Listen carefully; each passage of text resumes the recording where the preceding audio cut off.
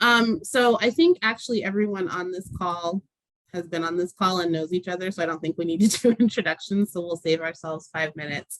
I wanted to give you all a quick update in regard to our program manager. So we are actually going to be moving forward with hiring the program manager 1 position. I've submitted it through our budget. We've gotten the final approval. So that position should be posting in the next week. So you'll see that posting. What I'll do is send that link out to you all. If there's people that you think would be great for the role, I'll kind of explain what we're looking for on that position. I would appreciate any sharing of position that you could do. The role is really kind of like a unicorn. I'm looking for someone to help us with very specific projects, very specific management of the program, but also someone who has real estate background and finance background. It's not someone who has to 100% understand the state budgeting process, because I get that, so I can always coach them and train them on it. But we really want someone that can go through any proposals and submissions and find any financing gaps that we might see any issues that there is with the real estate transaction. So the real estate background as well as a finance background is going to be key in this position. And so, like I said, we'll probably post it by Monday. So you'll see that posting up and live. It'll be open for 2 weeks. So we'll leave it open for 10 business days, so 2 full weeks, and we'll close it the Sunday after that 2-week process. If I have enough applicants that we feel are well qualified to take the position, then I'll move forward with a 6-interview panel.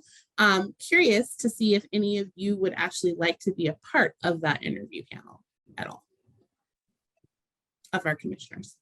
Certainly. Okay. Stephen. Perfect. Sure, Nutrice, I'll do it. Is this, and this is a remote, can this job be remote? Oh, absolutely. Yeah. Okay, then I'll help. If it has to be in Denver, probably, better you, because everyone's over there. But if it can be remote, I can help. Yes. Okay. Perfect. I would just suggest, I don't know if you just post them online or if there are rules, because it's a government job about posting, but posting it at the business schools in town. So CU, University of Denver, et cetera, because I know there are folks there that are specializing in real estate development. They might be interested. Absolutely. I typically will share my information or share any positions that we have with those particular connections because of that reason, Carrie. So good. We're definitely not just going to post it and hope that people will come to the government website. We're going to actually share it out with the different contacts. And I will also be using all of our networks that we've had join these calls as well to share that information, because we have a lot of people out there that I think have that background.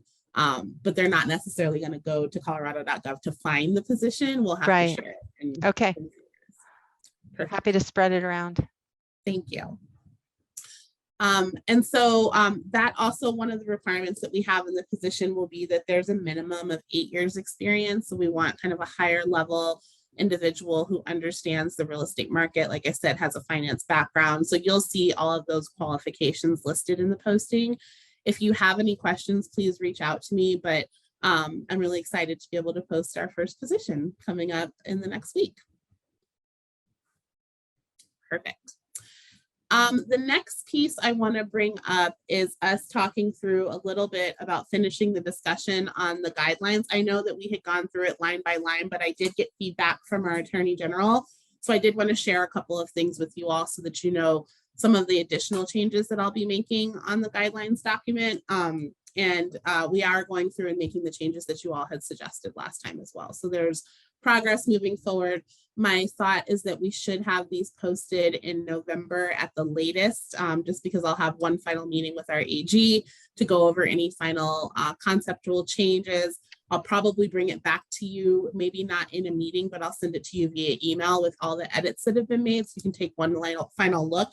But there are a couple of things that I wanted to point out to you all in regards to changes, and maybe we can discuss some of them. The first piece that I wanted to kind of run by us as a committee, do we think that there's a necessity for us to have bylaws with the 5 of us? I'm not sure what your thoughts are on that. It was a question that came up. I don't think so, but go ahead, David.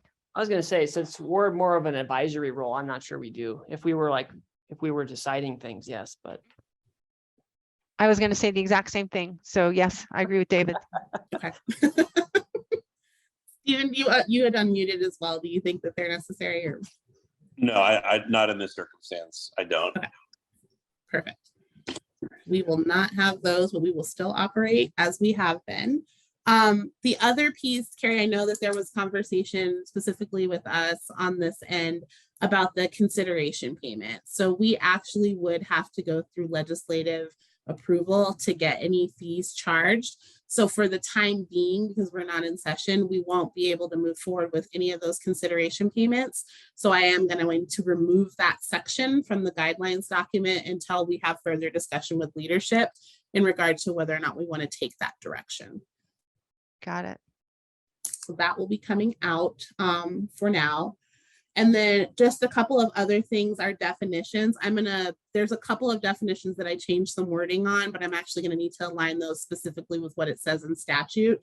So there's a couple of them that we'll just need to redefine. So you'll see the red line changes that show I'm going to change like the exact definition of RFP to align with our state statute instead of our definition. So I'll change those out and I'll redline them so you can see it, but it's not major changes. It's just making sure that our language is very consistent with statute as well as what we have in the guideline document. So that's the other piece that I'll be making changes to.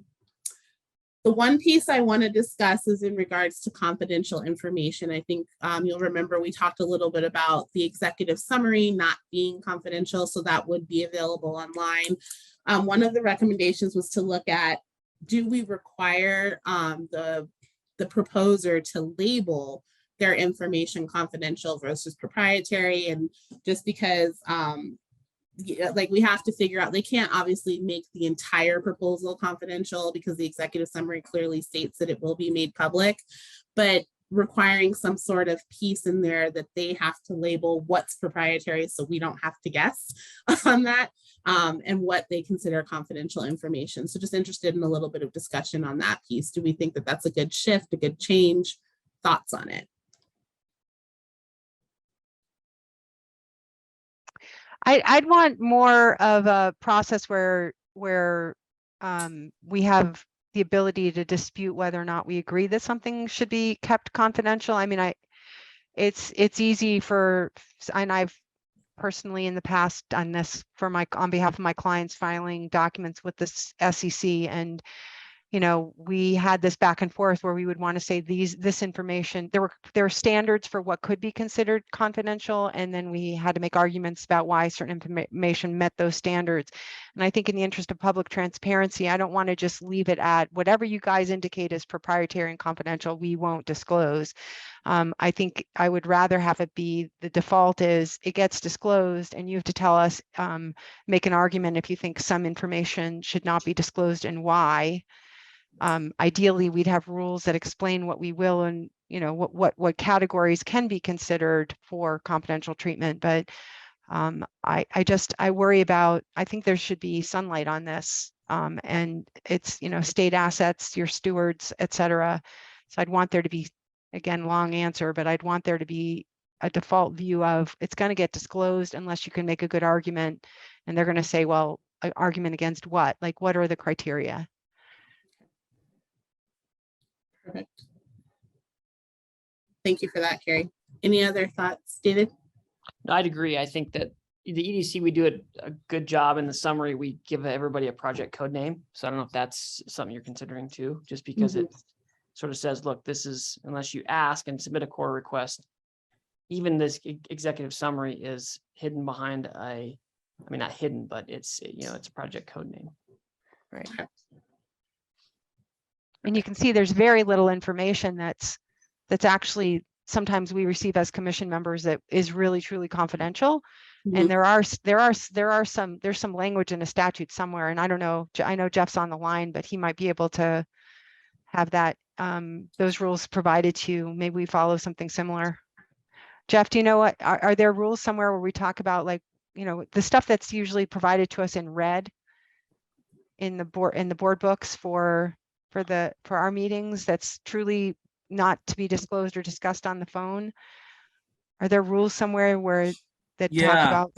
Yeah, I mean, Carrie, the sort of the implicit rules that we're using when we do that for the regular EDC meetings is this information commercially sensitive and proprietary per the provider? And Latrice, then we feel like that it could be exempt from Cora, because it's commercially sensitive and proprietary. We've never been challenged by it. Of course, if someone ever challenged us, a judge might decide whether they agree or not with that, if it ever really went to that. But we sort of use that. We have the providers of that information basically tell us, and usually it's the GBD, Global Business Development Team, Michelle's team, that is having those direct conversations with the, with the companies or the private entities. And then we say, all right, we're going to mark that as sensitive and, not talk about it explicitly. And if we need to go into executive session, we could arrange for that. We typically don't have to do that. But yeah, it's been a good tool. And the EDC has been great about, paying attention and not letting it slip out inadvertently during the meetings and stuff like that. So that's been a great tool. Yeah. Okay. So commercially sensitive and proprietary, with the understanding that a core request could result in a judge making a determination that what they've asked for is too much. Okay. I like that. Jeff, can you send me the language that you're currently utilizing, or at least what you've used, and then I can run it by to get final approval on it? Yeah. Virginia, we can have Virginia give you like the board book. Okay. And I mean, basically we use that. It's implicitly based on that exemption within Cora, within the statute of being able to withhold it. And we'll show you how we've indicated it. Maybe Virginia, we can give Latrice an example of like how we've done it and what we tell the EDC. And we basically train the EDC as new members come on and remind people periodically. And, often if we're going through a project that we know is particularly sensitive, that someone might ask a question about, we'll even remind the commission, on the spot. Hey, remember this red means don't talk about this in public because it's commercially sensitive kind of thing. But we'll get you a couple examples, Latrice. Virginia can do that for us. Yeah. She said she would in chat. Thank you, Virginia. I appreciate it. Okay, great. Good discussion on that. The other piece that I just wanted to highlight, it's not a huge change, but in the breach of contract or disqualifications, by statute, it's actually 6 years, not 7 years. So I'll go in and define that a little bit better. So I'll be changing that disqualification or breach of contract. So we had asked if there has been any breach of contract with the state, they would not be eligible to receive funds. So it's a 6-year requirement, and I had 7 in there. So I went ahead and changed that to 6 years. I am actually going to define a little bit more what disqualified means so that no one can say they didn't know. I feel like you would know if you were disqualified, but I will define that more clearly in the guideline book so we don't have any pushback on that. So we'll change that from 7 to 6, and then I'll add some bullets that go a little bit more into detail about what a disqualification means. And then the last thing that I want to just kind of discuss really quickly, I do want to put together a final agreement template for the P3 office. And so I would like for you all to take a chance to review that. I probably won't have that ready until November or December's meeting. But just know that that'll be coming your way as well in draft form, much like the project scoring criteria sheet did. I'm working on it slowly, and once I have a program manager on, I'll probably have a little bit more bandwidth to create the template, but a final agreement template just to show what things will be in those agreements. And of course, it'll depend on what type of agreement we're doing, but I do want to develop those templates and share them with you all so you can take a look at them. Those are the only changes that we'll be making to the guidelines based on the conversation we had last month, as well as our feedback from the Attorney General. Are there any questions, comments, or additional things we want to talk about for guidelines? Perfect. All right. We're going to move through this agenda pretty quickly. So the other piece that I want to share with you all, as you know, we have had a project that's kind of been in the works prior to me starting, and also prior to any of us forming a committee, but I do still want to transparently share with you one of the projects that we're working on, which is called Summit Village. So I'm going to go ahead and bring up the presentation to kind of share with you what project it is, what we're going to be doing with it, and keep you all on the same page for this particular piece.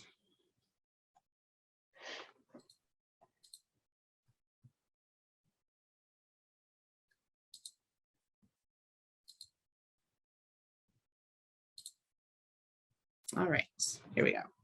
So just a little bit of background on Summit Village. This property was a property that was owned by Human Services. So it is a state property. And it's been a conversation that we've been trying to have with the local government specifically, but also the Housing Authority has been interested in purchasing this property. And so it has been a decommissioned site. We're no longer using it, and we're interested in selling it. So for historical context, this is in Wheat Ridge. I'll show you a map so you can get a visual of where it's located. But the property is located on Ridge Road in Wheat Ridge, right off of 54th and Miller Street. Like I said, it used to be a Human Services property, but was transferred for disposition to Department of Personnel and Administration. It currently has 7 structures that was built in 1974. I will send this presentation out and put it on the website so you don't have to vigorously write down everything, but for your notes, it was built in 1974 and it has a total gross square footage of 56,992 square feet, or gross feet, sorry. It was part of the Wheat Ridge Regional Center that was created in 1916. So that's historical context of kind of what it was and how we got to this space. Here's a visual of where it's located. So you'll see it's right on the site is right off of Ridge Road, as well as 54th and Miller are the cross streets. But that dark parcel is where this particular site is located. This is more of an aerial view to show you what's around it. So you'll see in this space right here, there are houses right here, and then there's a development community that's adjacent to the parcel.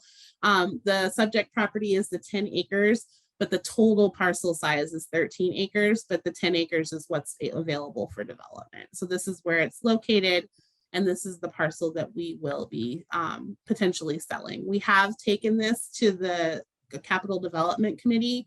We did get approval to sell the land with an approval rate of 6-0. So it was a unanimous decision that it was okay for us to sell this parcel. What we will be working on now is the sale agreement. It'll take a couple of months for us to come up with this, but the idea is that we sell this parcel to Foothills Housing Authority, which is Jefferson County's housing authority. The land sale, the property, we did get an appraisal. It was appraised for $3.1 million. However, that $3.1 million does not include the demolition of the current building and the remediation of the site. So if asbestos and things of that nature, we would want to get rid of all of that before we sell. So per the appraisal, the buildings are deemed liabilities, and so they should be demolished upon the purchase of the land. So we will be selling it for the $2.1 million versus 3.1 to build in those costs for the remediation that'll be necessary to make the land and the parcels safe to develop and build on. Like I said, our proposed sale for this particular use is to Foothills Regional Housing, which is part of a coalition with Jefferson County, Red Rocks Community College, and Stride Community Health. The requirements that we will put in the deed restriction is that it is for affordable housing. Right now it's listed at 60% AMI or below, area median income or below. We're still working on whether or not we put the AMI percentage or if we just simply deed restrict it for affordable housing.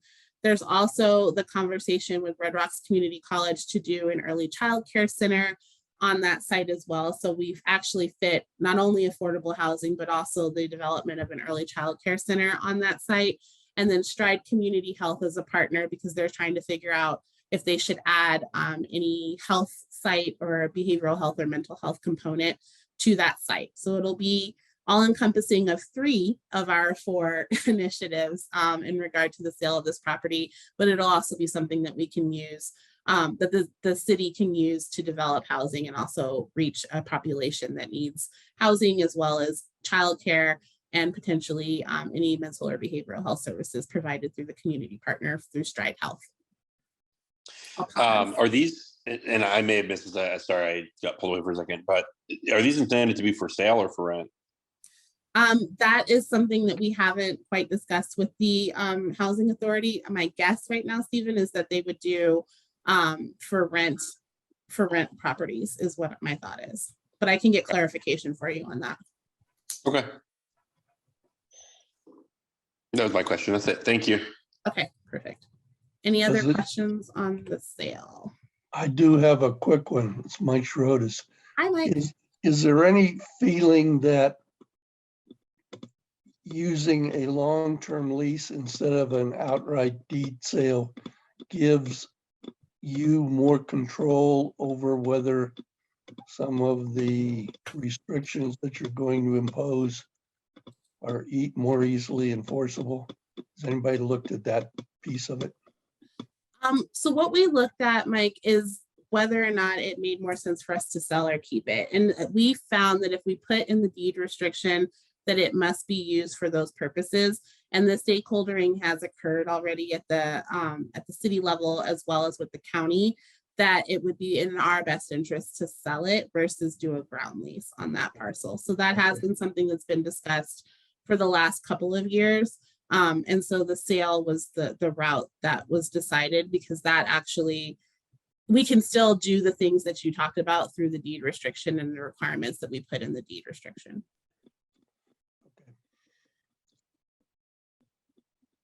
Carrie, are you talking? Yeah, sorry, what's the consequence? What are we contemplating the consequence to be if they violate the deed restriction? We'll put a reversion clause Okay. in there. So with any sale, we'll have a reversion clause. If we deed restrict it and then it goes against that deed restriction, we will include a reversion clause. That's a big hammer. We're trying. Mike, did that answer your question? It does. It does. Okay, perfect. Any other questions on Summit Village? I will keep you all posted on any sale date that we line up, and also once the deed restriction and the contracts are drawn up, but we're still a couple of months out before that happens, but I will definitely bring it back to this group. Latrice, is Foothills going for any federal dollars to do anything for the project?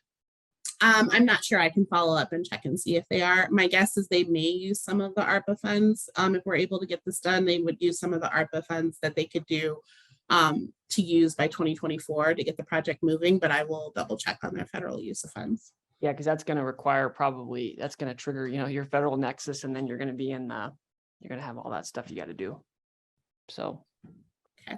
I would just ask, and it would be good to know. And then the Foothills Housing Authority is going to own this. So that means that so they're not going to provide any project-based vouchers because they own it, I'm guessing. That's my assumption. That's what I understand. Yes. Okay. And then is there a percentage of AMIs that they've proposed, like 20, 30, 40, 50 in the breakdown, or is it just at this point less than 60 is all they've given you? They've given us less than 60, but there is going to be some mixed use. So there'll be a portion of it that's for a certain percentage, but they haven't done the layout of how much, like 30%, how much would be 30%, how much would be 40%, but 60% AMI was the number that we had talked about in our restrictions. I don't think we're actually going to put the percentage AMI in the deed restriction though. Yeah. To give them Like some that's smart. flexibility. Keep it simple. Yes.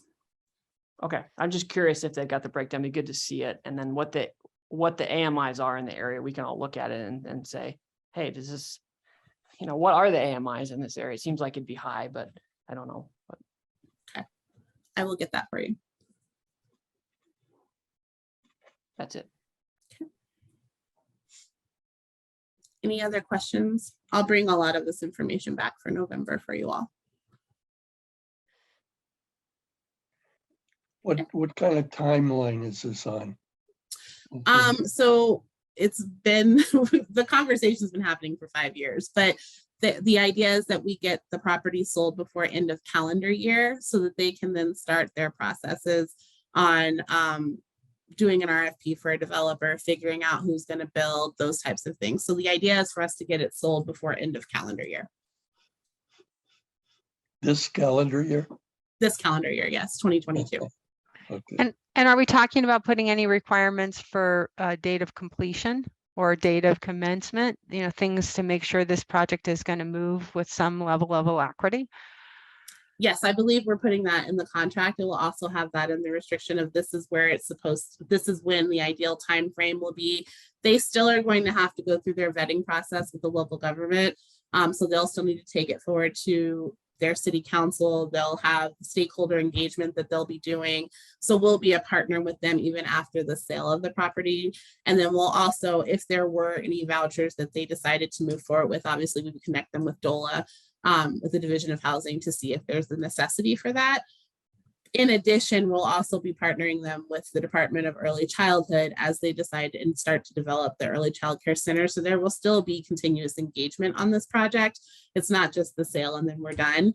It's a sale and then we will continue to monitor and ensure that they have the things that they need to be successful and that the community gets what they want from the purchase. And the operation, maintenance, and remediation and repair are all their responsibilities, right?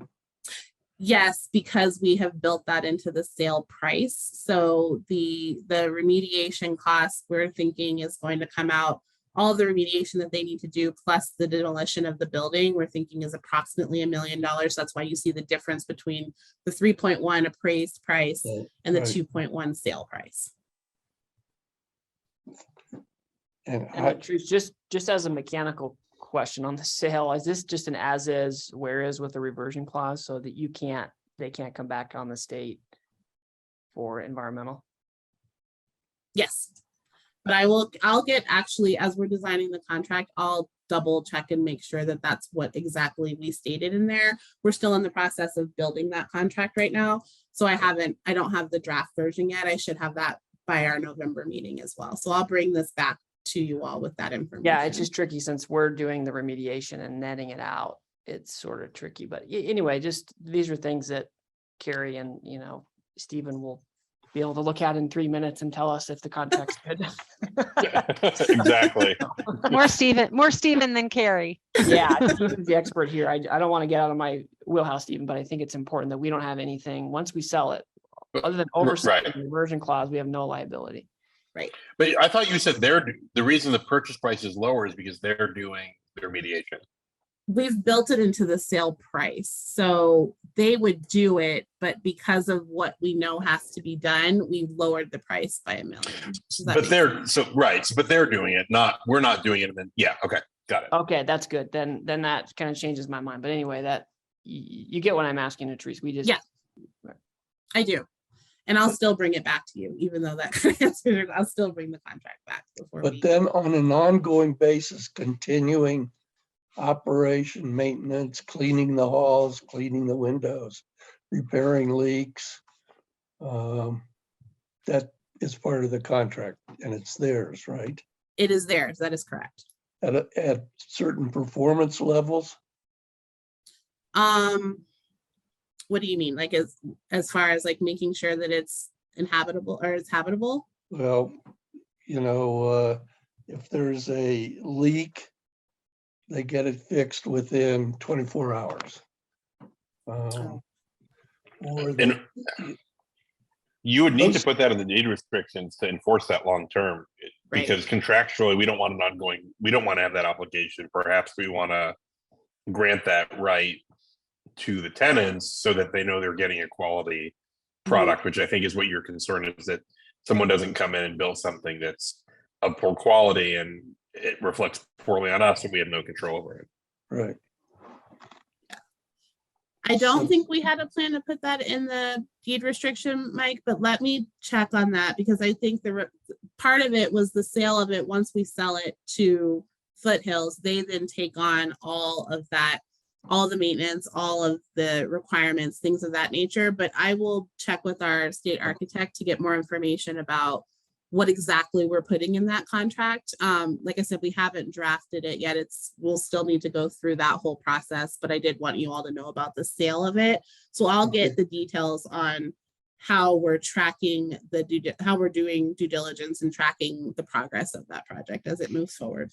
It all goes to guardrails, which is something we talked about with the policy document, and what level of guardrail do we want to put in? Because we could sit here and talk about a lot of different kinds of guardrails, depending upon the actual usage planned for the site. And in this case, mental health, early childhood, and affordable housing. You can immediately think about probably 10 guardrails for each, and maybe we do we do that or not? I mean, we got that big hammer of the reversion clause. I mean, there's a lot to think about. So. Okay. But again, I don't want, I can say this offline, Patrice, Natrice. You know, one of the essential elements of a P3 transaction is making sure that you transfer as many risks away from the state as possible. Mhm. And risks exist with respect to O&M responsibilities. They respect to insurance responsibilities. And the contracts are, you know, not simply conveyance contracts, they're really performance contracts in a lot of ways to make sure that who you're selling it to is going to do it. And it's sometimes even a good idea to have remedies that are something less than reversion. In other words, fines or that kind of thing if they're not performing correctly, but it's not as bad as you would want to just take the building back, that kind of thing. So all I'm saying is that you ought to have somebody with that point of reference take a look at whatever contract is being performed. Okay. Prepared. Sorry, We didn't mean to definitely- get in the weeds, but No, you're not getting in the weeds. It's fine. It's one of the things that we need to take into consideration on any sale that we do of what do we sell it and then say, okay, we're done. Now you take on XYZ. So no, it's a good point, Mike. And we do have our AG go over all the contracts before they're actually issued. So we'll have legal input, but it's a good point of reference for us to do now before we finalize the contract. So I appreciate you bringing up all the concerns. Any other comments about this particular project? Okay. Hearing none, we will move to our scoring rubric. Did everybody have a chance to take a look at the scoring rubric? Okay, perfect. I will bring it up. All right. So I did go through and created this rubric that we can utilize for scoring criteria for all proposals that we have received. To date, we haven't received any, but we have a couple that have reached out and are planning on submitting some sort of proposal in November. So depending on what time frame they actually submit it, you may see some of those proposals in November. I might bring them to you in December just based on time. Remember, in the statute, it says that any proposal we receive and decide to move forward with, or also don't move forward with, you all had asked for information about it, but I have to bring those to you within 60 days. So you will start to see proposals. If we do receive some in November, you will start to see those come to you. As we look at the criterion, I kind of went through and looked at some things that were prioritized. So obviously we want our projects to align with the priorities. So we want to keep the language in there pretty consistent. So you'll see that everything is a 1 through 4. And then also a section for comments. I won't read verbatim exactly because you all had a chance to review it, but the categories we would be looking at was how they align with the P3 initiatives. So the 4 initiatives that we have set forward through statute. Also the innovation component. So are they innovative projects? Are they well established? Is there a public benefit? So those are the pieces that fit under innovation.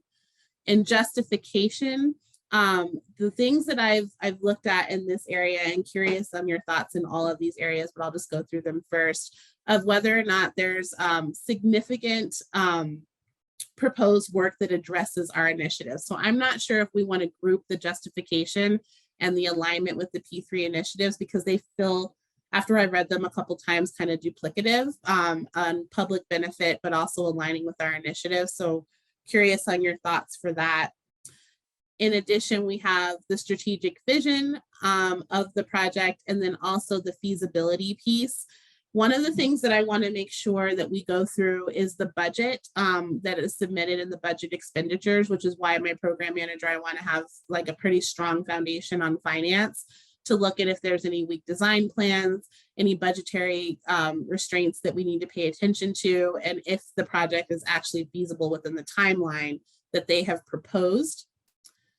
Then we're looking at efficiency of the approach. So this area actually focuses on the utilization of land. In our projects, there are going to be some that I'm assuming will come to us that don't want to utilize state land. If it's a good project, do we make it a requirement or do they just score lower? So you'll see over here in this column for a number 2, the project is isolated from related work, but aligns with the utilization of state unused or underutilized land. And then you also see in 3, they don't use, they're not utilizing state land, but they do align with our 3 or our 4 components. So it has an in-kind contribution land. They might be bringing land to the table. So they want to build a early child care center, but it's not going to be on state land, but it fits within our priorities. So curious as to your thoughts, and I'll stop right here. Do we give more weight to a project that fits our initiatives, or do we give more weight to a project that may not fit our initiatives, but utilize the state land?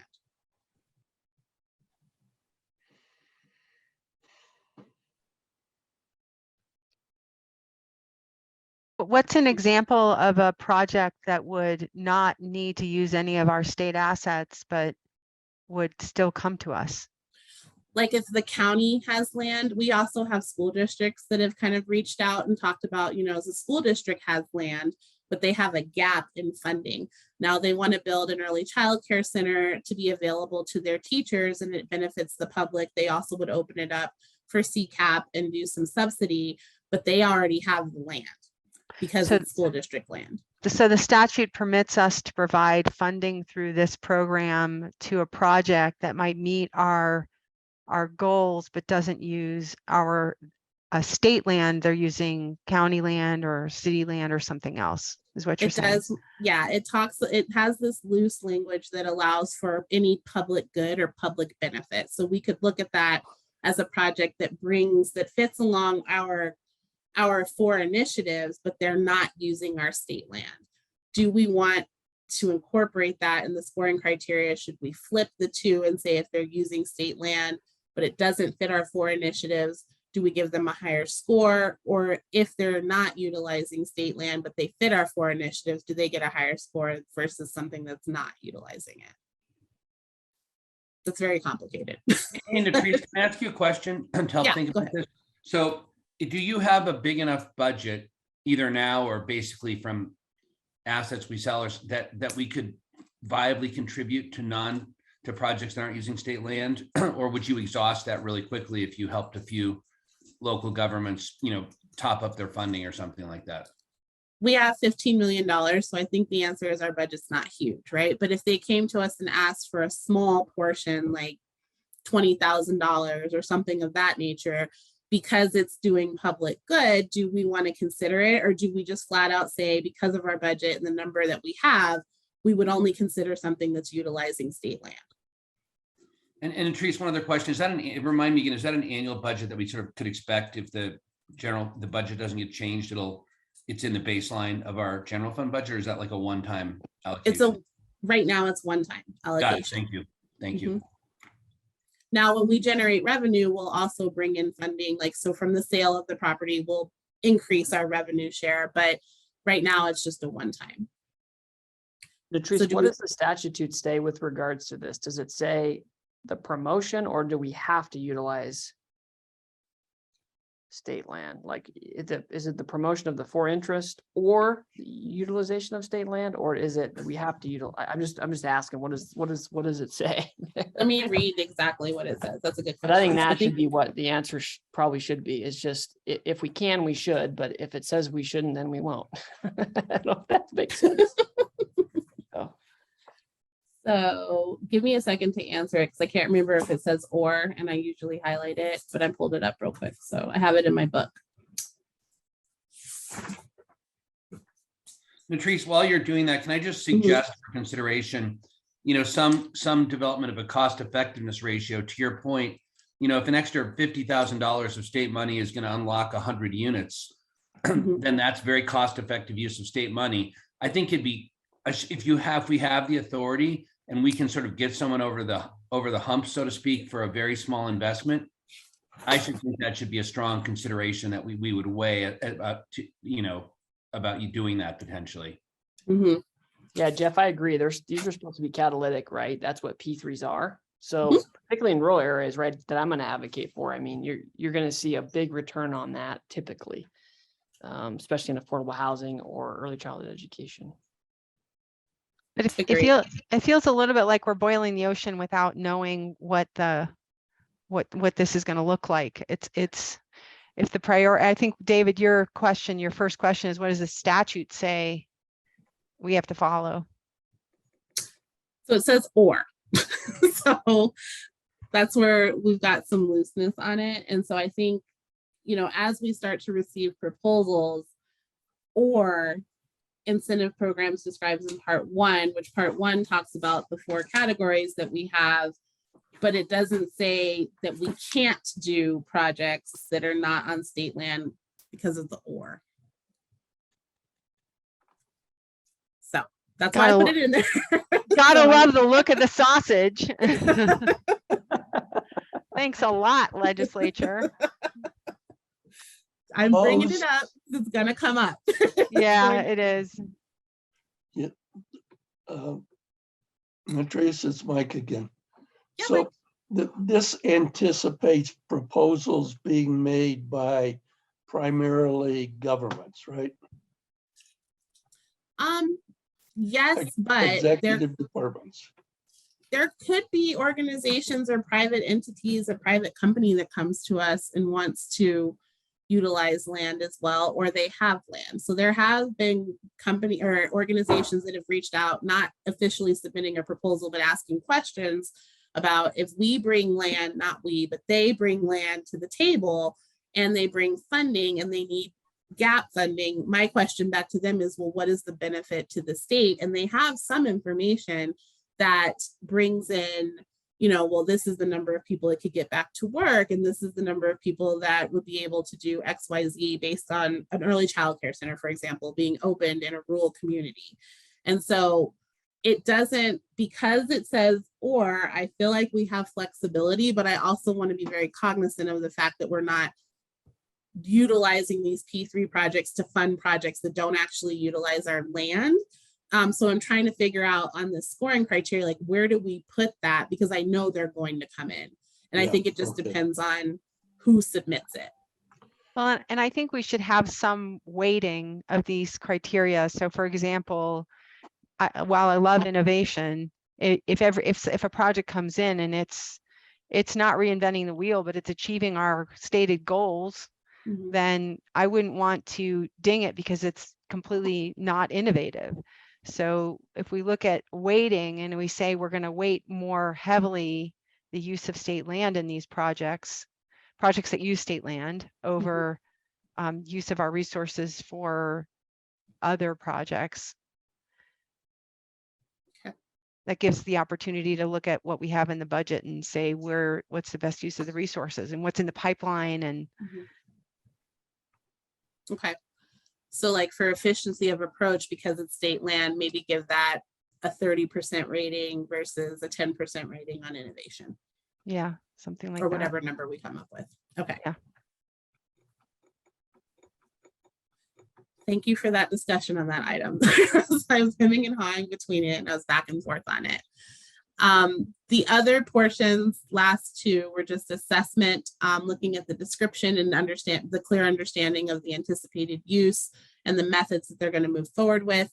And then sustainability, to Mike's point, how are they sustaining this? What's the O&M model?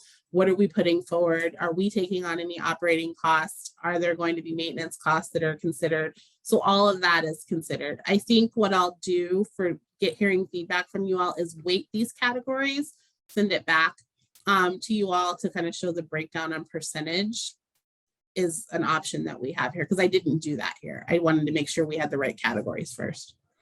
Where are you reflecting public support, local support for the project, because I think we talk about that in the policy guidelines. I think with these kinds of projects, like I mean, just looking at Summit and looking at the little housing community that's right kind of in the middle there and to the left, and I just Mhm. want to make sure that these projects are coming in with public support. Right here under the strategic vision and relationship, you'll see the community support or community benefit. I can change that to support and make that language a little bit stronger, but that's where I was thinking that that community component comes in. I wouldn't replace benefit with support. I think of them two different ways. Some people might not like what's being done on their behalf. Mhm. But I'd like to know how the project is responding to any concerns raised within the community related to whatever the project is. I want to know that that's coming in as part of the initial proposal that they've gone through. You know, they've run those traps. Mhm. And I'm thinking, for example, of a situation where one of our RTA projects kind of late in the game, not too late, it's a long game, but where there was a big uproar about parking related to the projects being built, and the community was, you know, bombing our meeting. They were coming to our meetings and sending us missives and like, what, you know, this is not okay, we're not okay, they're not dealing with the parking situation that these projects will cause. So I'd rather that the project holders are not using the pressure of how far along they are in working with us on a potential sale to actually address community issues. Okay. In the project form, Carrie, one of the questions that we require them to answer, and there's financial capacity, there's community benefit, and that includes any stakeholdering that they have done so Okay. far. So I can add a category on the scoring criteria, but that is something that we have in here because of the conversation that we had prior, Mhm. that the stakeholdering is going to be a requirement. And they have to tell us how that's been done, not just that it's been done, but Yeah, how it's been done and how it's been I'd like received. to know what issues may have been raised, what Okay. their plan of, you know. Okay. Yeah, and the truth, because if we're selling or disposing of state land, then the entitlement process really has to be fleshed out. For example, in this housing project, the feasibility is, I think we think it's there, but you know, one of the points I think Carrie's also inherently making is there a pathway for the project to get done? Mhm. And that doesn't necessarily mean, I think when we dispose of property, they're not really shovel ready. But if we're doing the other option where we're not disposing of state land but supporting good projects, there's a shovel readiness, you know, to them that we just have to be aware of. Because, for example, that housing project may take 18 months to entitle. I don't know, right? Mhm. But other ones, they could, you know, they might be able to start in 2 or 3 months. So I just think there's a distinction there. I think we need to be aware of too. Okay. With affordable housing, I feel like there's not always, but there's a potential for the concept of not in my backyard to come forward, regardless of where we Exactly. put it. It And doesn't that's matter. part of it, but there's also, you know, Carrie's point, it's like, okay, well, have they met with planning commission? Mhm. Is the community willing to do, you know, high density housing or whatever they're proposing as a change? And, Mhm. you know, we might approve these projects, but they might not be started because of this issue that you're bringing up for 18 months or 2 years from now. So it just, you guys need to be aware that when we score these, that has to be part of the consideration is what are you going to do to get this project done? Because we're going to be dealing with these for a couple of years in some cases, I think. Yeah. Mhm. And it's likely the projects that could be harder to get through the neighborhood, that where you have a NIMBY issue, that are the projects we want to be built. Yeah. And so I don't want to score them down, but I want to make sure that the project owners have a thoughtful plan. Mhm. Because what I don't want to have happen is that become the excuse for why we had to make some slight changes to what it is exactly that we're building, Mhm. you know, which is what's going to happen. We know that. That's will right, happen. Carrie. And, you know, they may have to say, well, we're going to do, you know, 80% AMI and we're going to have some market rate units. And we all go, well, 2 years ago, that's not what we talked about. And Mhm. that's what happens. And so I just, Teresa, there's so many things here. I'm not trying to convolute it. I'm just trying to make you aware of that the entitlement process will take a while when you dispose of land, because they can't start it until they own it. Correct. And I just want to bring up Mike's point, I think, one more time, and beat the horse to death, which is that we want to make sure that these, how did you put it?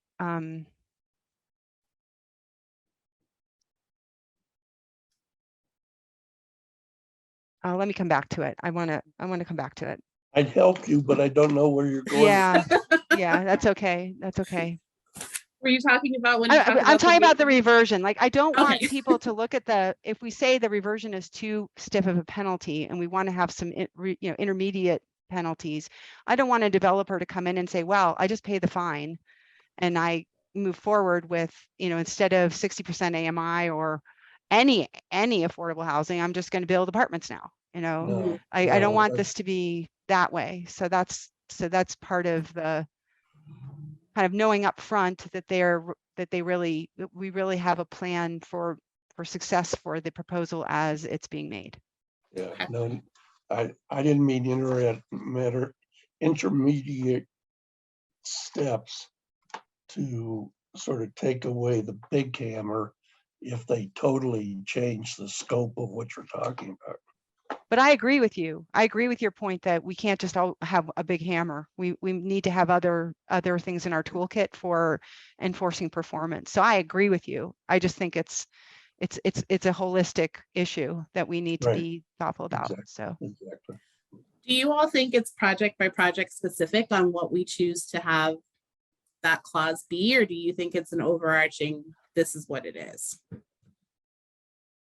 Well, I would say it's project specific in some ways, but there's going to be something overarching. Because I think Stephen and Carrie have to be comfortable with the mechanism that Mhm. the state's protected in case the economy changes or something with the project changes in a substantial manner that warrants us getting involved. And what are those mechanisms? I don't know if we can say there's one answer, because every Okay. project is different. but Right, the more, and go ahead, Yeah, Stephen. the reversion question becomes, also what is market value, inflation, et cetera. We don't want to end up with a piece of property that we get, less money back for at the fault of a developer that potentially was slow and, or misstated what their abilities were in terms of getting the project approved, et cetera. Okay. And Natrice, I'll just add, the commission worked on something called the Regional Tourism Act that probably a lot of them may be thinking about. And we learned some things that should be standard, like they aren't necessarily applicable here, but there's a cap on every award, that wasn't part of the statute. And we know every award needed a cap. There's probably some things like David is alluding to, that every award needs certain guardrails that are standard, but then there's probably some snowflake, every project is different, a couple of guardrails that may be really specific to this exact dimensions of the project. And I think, I see heads nodding just because we lived this in a different guise, for about 8 years. We're still living it. It's not over. We'll live it for another 20 years, probably. Yeah. Well, we will take best practices and apply them across the board. Okay. So there's still some work on this document that we'll need to do. And I think I appreciate the feedback and the comments, and I've written all of it down on a piece of paper.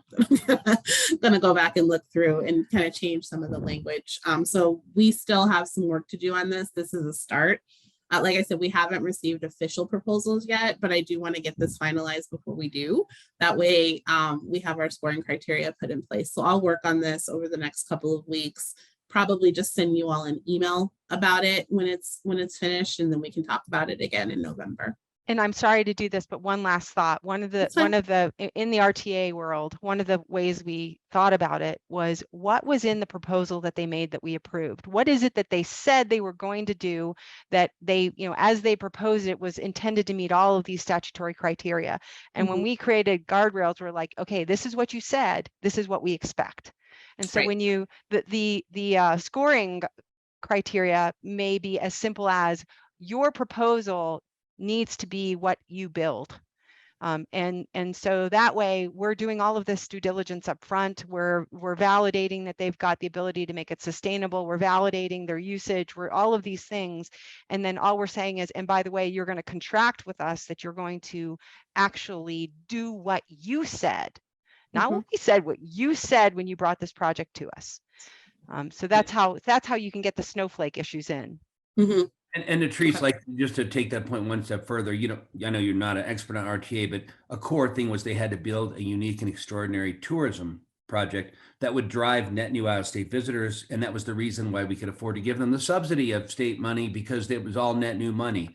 And so it was what made the project unique and extraordinary that would drive out-of-state visitors. The EDC really, really cared about that, because that's why they said yes. So like, making sure that the core reason we said yes, is maintained, in the future. That's sort of the philosophical thing I think that Carrie's driving to.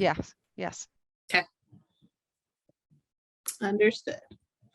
And I think in the templates, when I put those together in the contract, you'll see that we'll have very specific language, but I like the idea of because I am going to have each of them come and talk to you all as the projects get submitted. So kind of very similar to the EDC, they'll have to come and talk through what it is that they're planning, so you can actually hear it from them and not from me just interpreting what they put into their proposal. They will come, they'll have letters of support. So all of that will be done prior to presenting to you all. So there are the ability for us to ask questions in that nature, but I am going to have any proposer that we decide to move forward with come and talk in these meetings. All right. Any other components that we need to incorporate into the criteria? Thank you for the discussion. Oh, go ahead, Mike. Other projects that are close by? I do, but none of them have officially submitted, so we don't have anything to talk about because they're still working on their pro forma and their budgetary components before they submit a proposal. Okay. So nothing for us to discuss, but as soon as that becomes a reality, I have 60 days to bring that to this group. Latrice, what happens if during feasibility we're scoring it, we have a question, like let's say we want to say, all right, we don't know this Foothills housing folks. Do we want to be able to ask for something like, a financial feasibility question or document that says, do you have proof of funds or proof of, financing? Is that something that we can ask and change during the course of our scoring? I'm just wondering, as a nuanced answer to your question, what else we want to change? I just want to know what flexibility we have to ask more questions in this. Well, I think you can ask the questions and when we bring them to the meeting, or what we could do is create a mechanism that we can submit questions to them prior to, so they can come prepared with the answers. So I'd like to create a process that actually allows for you. I would send it. Ideally, you all would have some time. So if I get it like the 1st of November and our meeting is a couple weeks after, I might push it to December. So that way we still meet that 60-day criteria, but you have time to review everything, ask questions. I can send those questions to the proposer. They can come prepared to answer those questions instead of having to keep bringing them back to have those discussions. So that's the thought process I had behind being able to ask those questions in advance so that they come prepared to answer them. Okay, and just the thought, would we want to make them standard questions or no? Because if we ask for one person's, financials, do we need to ask another's, or do you don't think that's an issue? I think it's project specific, David, because in the document, it says that they have to talk about their financial capacity. So there's standard questions that every proposer has to answer. There's 1, 2, 3, 4, 5 questions, standard questions that they have to answer in their financial capacity. But if there's additional questions that you all have, I think it's going to depend project specific by what they submit. And again, this is coming from a good place, Latrice. There's nothing wrong with what you propose. It's actually very good. I think what Stephen and Carrie and I are sort of having the PTSD of what did we learn with RTA and what should we ask up front? Okay. It's totally fine. Carrie prepped me. She's like, this might be coming from a place. But I want to let you know, it's not that there's something wrong with yours. I think we're just trying to bring it back. Wait, I don't want to be audited again. That is my goal, to keep us It's not fun. I know. I completely understand. And that's why I want to have these conversations ahead of time so that we don't run into, oops, we need to relook and rethink this. So I completely understand. But those, back to your question, David, there are standard questions for financial capacity, development impacts, community benefit, and stakeholdering that are asked of every single proposer. So those will be standard, but I think, again, depending on the information you get, you might have a different question for a different proposer. Yeah, fair enough. Thank you. And I think, by nature, I think it's good that you're considering, the or, Latrice, because with the program manager, inherently what you're probably saying is there's going to be many projects, small and big, and the small ones, may be just as much work as the big ones. So I think you've already sort of answered my other question, which is, you were concerned about if it's not the sale of state property and it's in the scoring rubric. I think because the statute says or, and you have a program manager you want to hire, that by very nature, you're expecting smaller projects that don't involve the sale of land. So that's good. Yeah, I am. And I also want to be equitable in how we look at it. And since we're not going to be able to charge consideration payments, we're going to have to look at everything that comes through. Exactly. So I want to balance how much work we're taking on, but also be fair and equitable about how we're making decisions. 100% agree. Good. All right, we'll work on that piece. We'll still have some work to do on the scoring criteria. The other thing that I wanted to just quickly go over with you all, because I think we did pretty good on timing with this particular this agenda. We had talked about getting all of our meetings scheduled ahead of time. So we had talked about the Tuesday before the EDC. I think we're all still okay with that. So I'd like to get those meetings scheduled through the year. That way, if there's anything that comes up, we all have it on our calendars.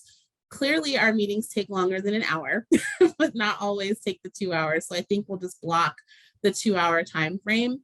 Because when we do start having proposals come in, there might be the necessity for us to ask more questions or have more questions in a space that I don't want to have everybody cut short in an hour. So I'd like to propose that we do the Tuesday before every EDC meeting for a 2-hour time frame. Does the 10 to noon work, or do you all prefer earlier, like a 9 to 11?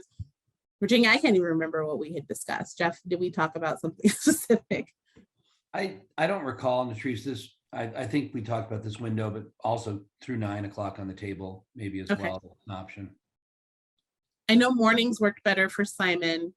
And Steve, I thought, also said that mornings were better. And I think mornings are better for all of us. Yeah, mornings are better for me. Okay. So we'll get those dates. Yeah, oh, sorry, David. But I know. Yeah, seemed like a good time. Okay. So we'll get those dates on the calendar throughout the year. That way you see them ahead of time. So if there's any changes we need to make, please reach out and let us know. But we'll go ahead and get those put on the calendar for all of our EDC meetings coming forward. You'll also notice that we have, as soon as this call ends, I post the recording online so people can go back and watch it. And then the agenda is up at least a week ahead of time. So and any materials will be posted right after the meeting, since this is a public meeting. Perfect. Okay, so we'll get those meetings on your calendars. I will come back with more information for November's meeting. And then also I will send you emails with the updated scoring criteria, language changes I'm making, and then the red lines for the guideline document. So hopefully we can get the guidelines posted on the website. There's a link there, but nothing is clickable right now because we wanted to get all of the information finalized before we put it up. And Jeff, not that I have a preference here, or Latrice, but is it overkill to record the meetings, or do we just want to have minutes? I'm just asking, since we're at advisory, it's just one less thing you have to deal with, Latrice. Yeah, I recorded them because I just don't have, capacity wise, with me being the only person writing guidelines and doing the scoring, all that, it's easier for me to post the actual video than it is to do minutes. Fair. But once I get people on board, I think we can do minutes versus a recording. But just with my capacity right now, we would be behind on minutes, to be quite frank with you. So I'm just trying to make your life easy so you can focus on the projects, and that's why I asked. So absolutely. Once we have people, which will be soon, I will be able to do minutes versus a recording. So send us your job description and we will help you get people. Thank you. I appreciate it. I'm excited about the posting. I've been working on it for a while, and I really think we're looking for someone amazing, but I think that they're out there. It's a great opportunity. Excited about it. All right. Well, if nothing else, I will give you a nice chunk of your morning back. And we will talk for November's meeting. Awesome. Thanks Hey, all. Thanks, can I tell you Natrice. about Something totally Thank you separate. all. Thank you all. Thanks you. for all your hard work, Natrice. Yes, Thank yeah, everybody. you. Thanks for Take all the care. input. Bye all. Bye. Bye-bye.